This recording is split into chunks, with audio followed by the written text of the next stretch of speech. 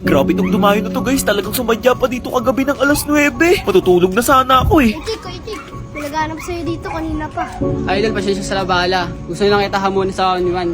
Tignan natin kung tatagos ka sa akin. Okay. Umabot na sa 2,000 pesos kung sinong mananalo sa akin. Ako si Kyle, top Philippines Mia. Siguradong talo ka na. Paniwalang-paniwala akong top Philippines siya guys, kaya nung Elry pa lang grenade ko na siya. Malakas ang loob eh, porque ang gamit niya ay Mia. Ang hindi niya alam, lugi yan sa akin sa una. Halos mapakamot na lang sa ulo yung nanonood sa kanya. Halatang halata ang pagkadismaya. Pinapatagos ko lang yung sibat ko sa mga minions para mabawasan yung HP niya. Kapag alam kong lugi na siya, doon ako aarangkada. Saktong-sakto kasi dumikit siya sa bato, kaso bigla siyang nawala. Buti nakachamba ako sa hula. Pati ako napapangiti sa mga ganong galawan ko eh. Kumbaga bilib na bilib ako sa aking saliri. Ang mali niya lang kasi guys, ang hilig niya makipagsabayan sa akin kahit alam niyang lugi pa siya. Katulad na lamang na nangyari dito, masyado siyang nakukumpiyansa na ako'y kanyang kayang-kaya. Okay naman sana yung pagkaulti niya dito, kaso nga lang dumikit na naman siya sa bato. Natipihan ko muna tuloy bago siya mawala sa mundo. Kahit sino mapapakamot sa ulo. Naramdaman ko nagbo-blue blop siya dito guys, kaya pinatagos ko na lang. Medyo nagpipigil lang ako ng tawa, baka mainis siya sa akin. Kung maingay lang to, kanina ko pa nagawang asarin.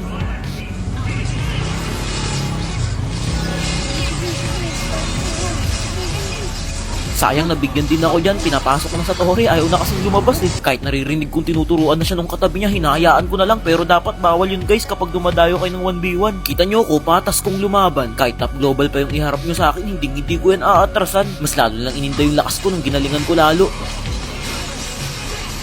Yarbad ka muna. Pwede ba sa'yo tayo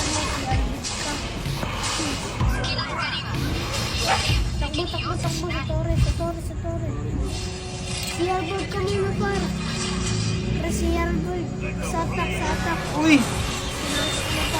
Napasok na ako.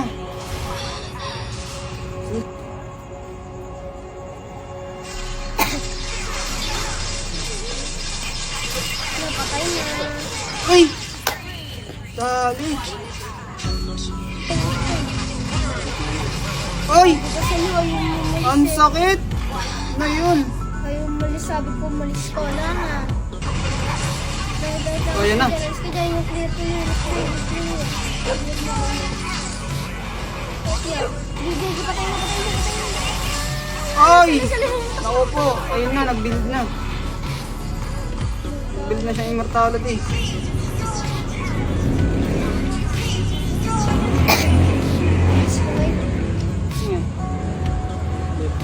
Ayan, sir.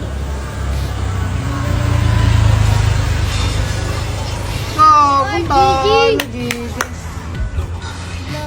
Nagkakay. Sana.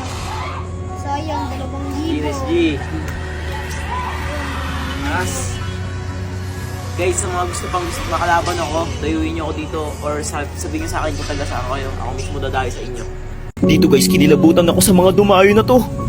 May sasabak sana ako sa'yo. Ayun boss. Nakakolod pa to eh. 1v1? Oo. Siguradong papahirapan ka nito. Okay. Tara. 1,500 na kapag natalo pa ako sa laban na to. At ito ang aking mga kalaban. Ako pala si JM, pambatang mapulot. Nandito ako para talunin ka. Gumamit siya sa akin dito ng Most Cube. Parehas kami ng hero at parehas din kami ng skin, pero hindi kami parehas ng galaw.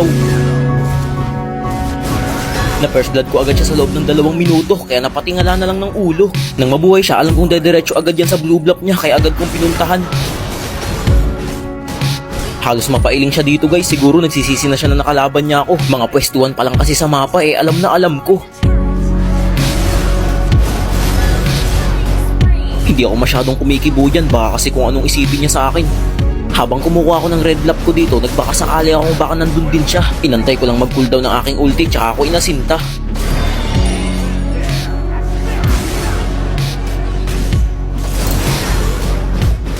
Baka iniisip niya nakamapak ako dyan ha. Sadyang ang aking sibat ay bihira lang hindi tumama. Napansin ko dito low HP na yung tori niya. Hindi na ako nagdalawang isip upang lusubin siya. Bali 5-0 na nga pala yung score namin dyan. Di niya pa ako napipitas kahit na isa. Kaya naman sinubukan kong pasukan siya sa base kung kaya ko ba. May putik. Kaya mangyari yun. Sa pagkakataong ito, bumawi agad ako.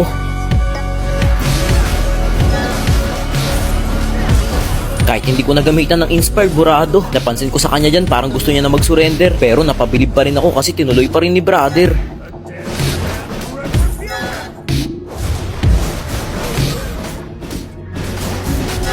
Grabe, ilang sibat lang nawawala agad. Tatambayan ko na lang siya ngayon dito sa bandang bungad. Okay na rin, di ba guys? At least naka-score siya. Yung iba nga hindi nakaka-score sa akin talaga. Yung ibang nakakalaban ko kasi 6 minutes pa lang tapos na agad ng bida. Magugulat kayo sa mangyayari sa kanya yan guys kasi pagkabalik niya pa lang, sasalubungin ko agad siya ng pagkapas lang. Bali pinagkikrill ko nga muna pala yung mga minions dito para walang maging sagabal. Upang ang pagkapanalo ko hindi na magtagal.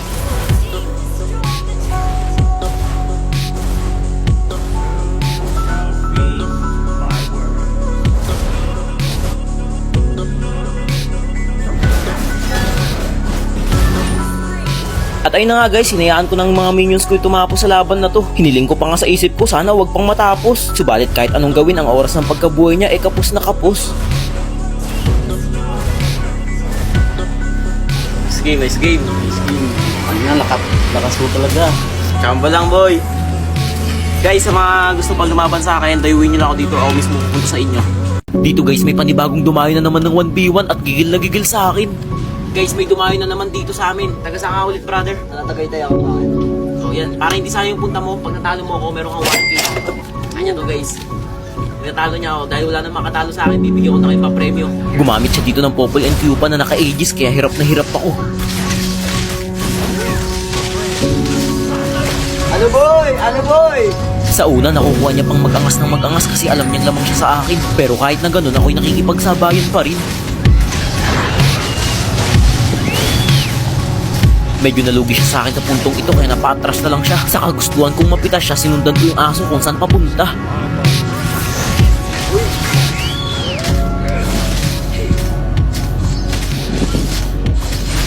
Uy! Ano boy? Ano na?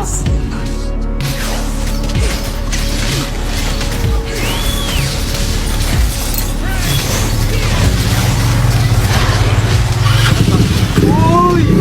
Tatlo ka na! Tatlo na! Hindi 1K! Bali 0-3 na score namin, napakahirap niyang pitasin. Kahit anong gawin kong pagsugod sa kanya, napaka-happy talaga nung alaga niyang aso. Uy! Ano akala mo boy? Makapatay mo ako? Asa ka? Dahil wala pa akong score, sineryoso ko na yung laban.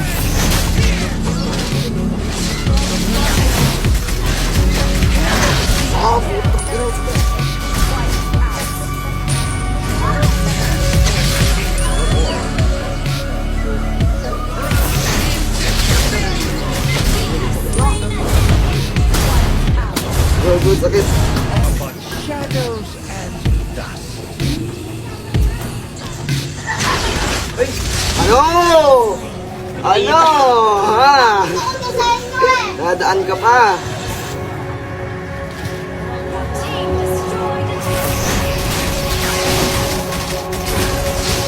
Ah! Nagalapin doon.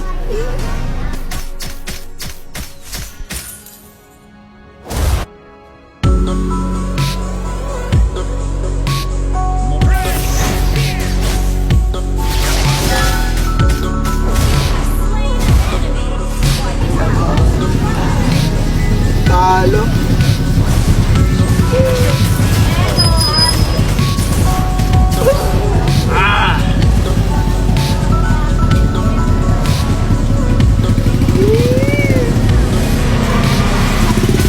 Nice G. Sa mga gusto pang makakalaban sa akin yan guys, dayuin nyo ako dito. Ako